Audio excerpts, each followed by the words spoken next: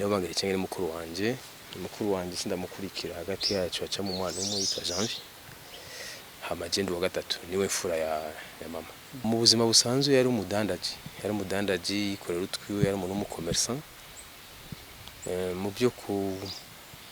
Mu bya politike naho yari asanzwe ari mu mugambo wa MSD, yari mu bantu bari barongoye imvukira z'abanywanyi ba MSD bo muri Bujumbura mu ntara ya Bujumbura. Urumva menace zari zifitanye isano n'ibyo, zifitanye isano nuko ari mu mugambwe wa MSD.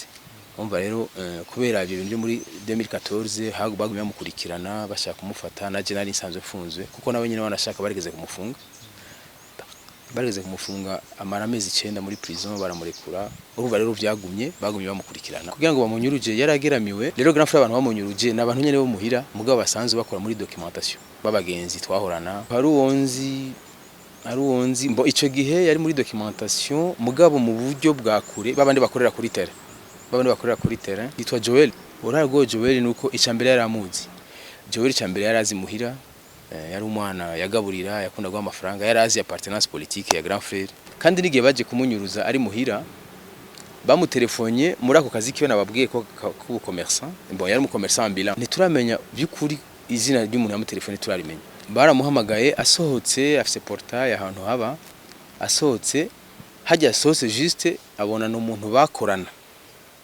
Hama yinji ariko aramuvugira ku modoka baca bamushira ko pistole, baca bamuza mu modoka ku ngufu. Ari saa 10:30 saa 10:00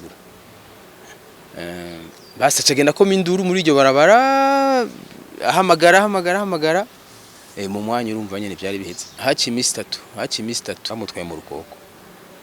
bamutwaye mu Rukoko baramukubita cyane gose.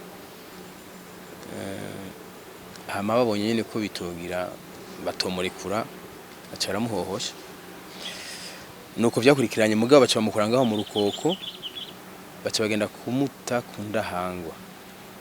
Bon kundahangwa uri kurajabuka nk'uwinjira mu Ngagara hari ahantu hepfo ya Pentecote, hari ishuri école primaire ya Pentecote gucya, hari ahantu bize nk'agashamba.